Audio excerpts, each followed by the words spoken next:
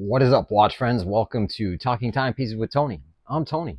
Today's Friday, so yay! I hope everyone had a great week, and hope you have a great weekend. If you have to work this weekend, sucks. But hey, at least we're here. We're doing the Q&A, and today I am wearing my Rolex 36 millimeter OP turquoise style.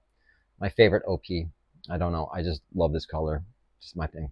But anyway, a couple things real quick. My channel hasn't been doing as well as it had in the past.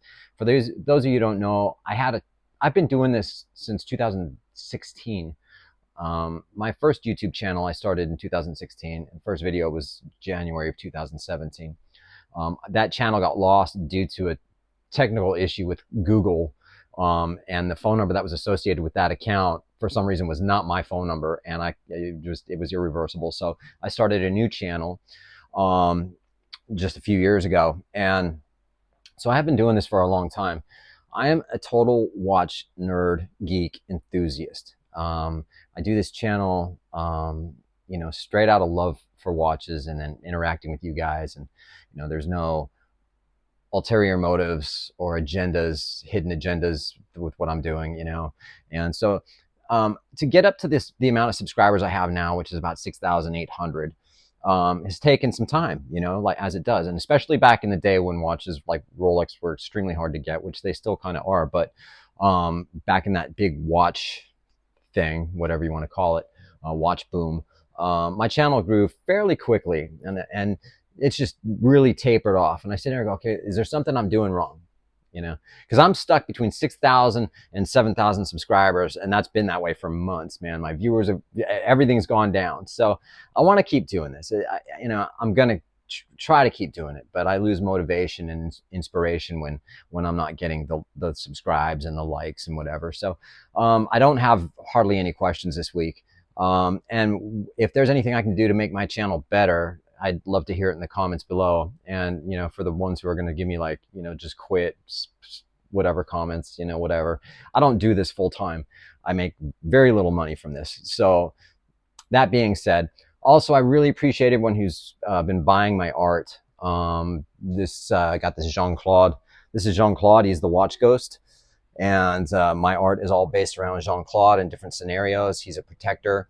And I want to thank one of my viewers. I don't know if I want to mention your name just because, I didn't ask you. And so who bought 4 paintings from me last week and told me he loved them and he's really happy with them. I've done several other commissions now. And, so if you guys are interested in that, please head over to my Instagram channel, TonyGamble_artist. I'm trying to make Jean-Claude here, like a household name. That's going to happen. I don't know. And anyway, I also have an 18 by 24 painting. So for anyone who purchases that, we'll get this large t-shirt, and I'll throw it in for free. This is just a sort of a prototype t-shirt. It's not going to be the finished t-shirt. So there's only one of these, actually 2, but one that I'm keeping and then one that I'm going to give away. So that being said, let's get into this really short Q&A today. Please like, subscribe, help me keep going, you guys, because I love you guys, man. You guys, you motivate me, you inspire me. So, and I love watches. So let's get going. First question comes from Integris74. Hey, Tony, hope you're well. I'm just wondering why, in amongst all of the available brands, you never recommend a Tudor to anyone. Do you not like them? Have you had a bad experience with them? Just curious. Thanks. No, man. Have you watched my previous videos? Tudor's great. I've owned at least 3 of them. The Black Bay 58, which, I love that watch. I only got rid of it, not because I really wanted to, but someone that I know really wanted it, and I'm known to give things away, and it's just my thing. Maybe it's a flaw, but and so I got rid of it. I got a Black Bay 54. It was a great watch. Didn't fit properly. I know there's a half link you could get, but whatever. And I had a Tudor Royal, which actually I didn't like that watch, so I did get rid of that. I'm not here to just recommend watches. Sometimes people will ask me, And sometimes it just slips my mind. They're not the first brand that pops into my head if I'm going to recommend a watch. And when I recommend a watch or a brand, I'll usually, go to Rolex or Omega, for whatever, but Longines, whatever. There's so many brands, Cartier, Zenith, depends on what it is. So no, I don't have any problem with Tudor whatsoever. I don't like all of their watches, but then again, no one likes all of everything, right? So, but I appreciate your question, man. Next question comes from David Parrish Production. David, one of my favorite viewers. You just want, like, straight up, I love you, man. Hope you're well. Hope your family's well. Tony, thanks for bringing awesome year after year. Thanks, man. Question: you love Halloween? Oh yeah, I love Halloween. Jamie and I just decorated, and we do it up as best we can. So yeah. What are your Halloween memories as a kid? Thanks, brother.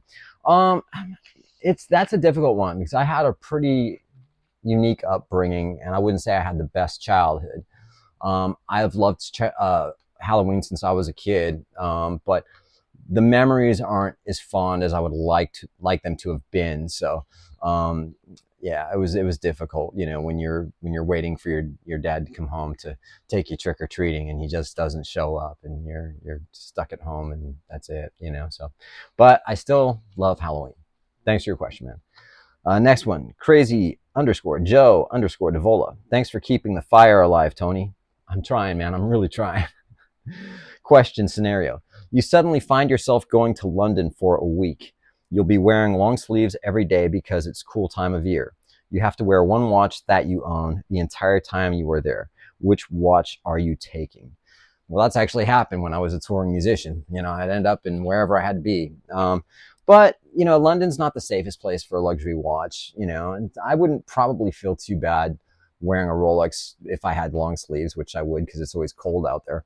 But I mean, just to be safe, I'd probably one watch. All right, probably a Swatch watch, man. Probably my Snoopy Swatch because my little sister gave it to me. So yeah, that's probably it, man. Thank you, appreciate it. Frank Capolino 9413. What's up, dude? You've got 2 questions. Hello, Tony. Do you like Nevada Gretchen watches? I don't dislike them. I don't know enough about them. The only thing I know about them is I have seen them. They do have a watch that looks like the IWC Ingenieur, which I think is kind of cool, but I don't think I'd buy it. I'd wait to buy, like the Chopard Alpine Eagle or something like that, which I really like.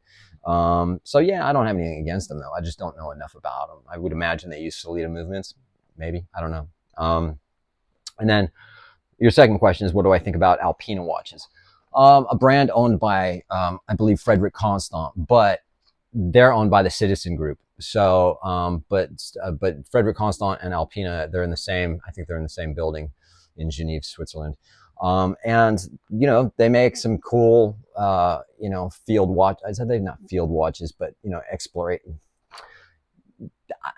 I've never really looked into them, but I know about them. So I'm not going to say anything bad about them, but I've never owned one, and I wouldn't say I wouldn't own one. I just don't know that much about them. So on that note, I again appreciate everyone, and if you want to participate in the Q&A, all you got to do is ask your question in the comments section below. Peace.